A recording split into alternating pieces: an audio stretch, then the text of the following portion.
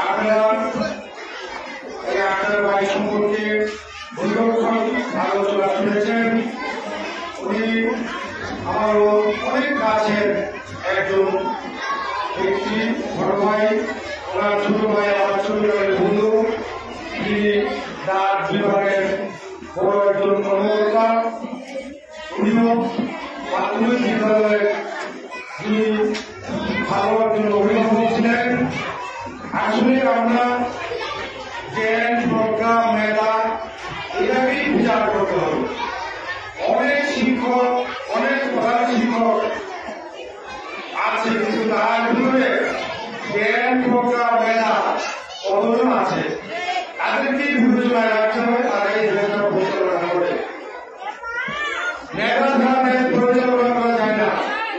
শিক্ষায় ছাত্রছাত্রীকে ভালো মানুষ হিসাবে গড়ে তোলা যায় না। সেখানে মেধার প্রয়োজন হয়, জ্ঞানের প্রয়োজন হয়, অবশ্যই জ্ঞান থাকতে হয়।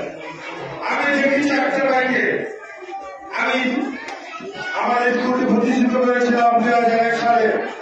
সেখান থেকে ওনার সাথে আমি জড়িত, যদিও রাজনীতি করি।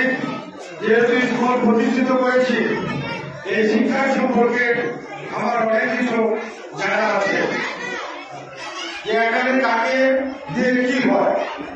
আমি দেখেছি আক্তার ভাই যখন এই প্রাথমিক বিদ্যালয়ে সভাপতি ছিলেন, সেখানে গ্রুপিং ছিল কিছু লোকের, কিন্তু সেখানে সে সবসময় যেটা সঠিক উপজেলাতে তিনি এটাই সিদ্ধান্ত নিতেন এবং আমরা এই উপজেলাবাসী উপকৃত হতাম। যাই হোক, আজকের সময় খুব সংক্ষিপ্ত। আমার একটি প্রোগ্রাম আছে, তারপর বড় ভাইয়ের সম্মানে আমি না এসে পারলাম না যে আসলে আক্তার ভাই চাকরি জীবনে চলে যাচ্ছে, এটাই কষ্ট লাগে। উনি তো আমাদের পাশে থাকবে সারা জীবন, ইনশাআল্লাহ। ওনার জন্য দোয়া করি। ওনার যে মেধাটা, ওনার যে বুদ্ধি, পরামর্শ, সেটা যদি ঘুরে চলে যায় তাহলে তো প্রাথমিক বিদ্যালয়ের পিছনে কিছু ব্যাঘাত হতে পারে।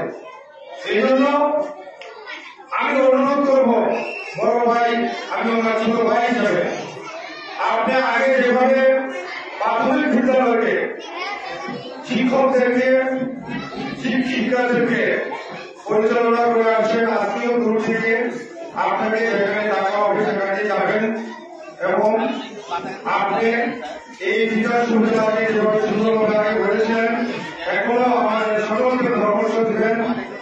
বলতে গেলে যে আমি অনেক সময় অনুষ্ঠান করলে আক্তার ভাইকে ফোন করে যেভাবে সুন্দরভাবে ওনার শুভ পরামর্শ দিয়েছি। যাই হোক, ওনাকে, ওনার পরিবারকে ধন্যবাদ জানাই।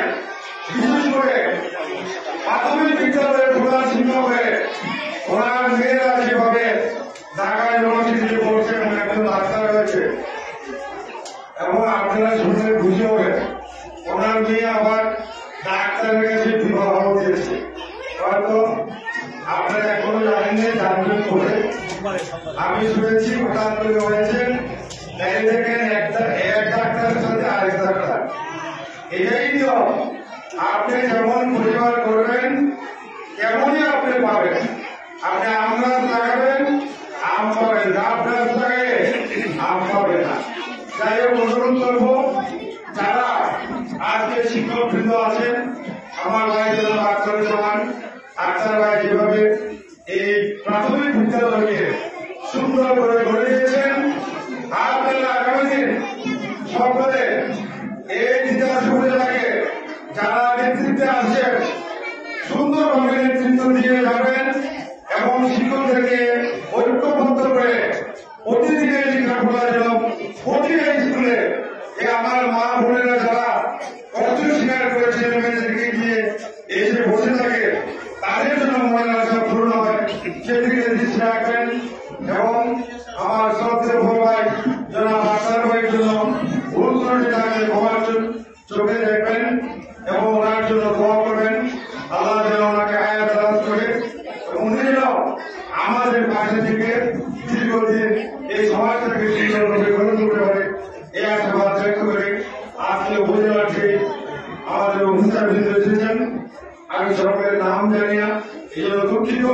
ওনাদেরকেও সম্মান জানিয়ে ওনাদের কাছে আমি যেভাবে রাজনীতি করি সারা জীবন আমি ব্যক্তিগতভাবে আপনাদের এই সকল আনুষঙ্গিক কাজে আমি গাজীপুরের সন্তান হিসেবে ইতিহাসের ছেলে হিসাবে আপনাদের পাশে থাকবো এই আশাবাদ ব্যক্ত করে সকলকে ধন্যবাদ জানিয়ে আবারও আক্তার ভাইয়ের পরিবারকে ধন্যবাদ জানিয়ে এবং আপনারা যারা এই আক্তার ভাইয়ের কাছে যারা লেখাপড়া করে এসেছিলেন তাদের জন্য দোয়া করে আমার বক্তব্য শেষ করছি।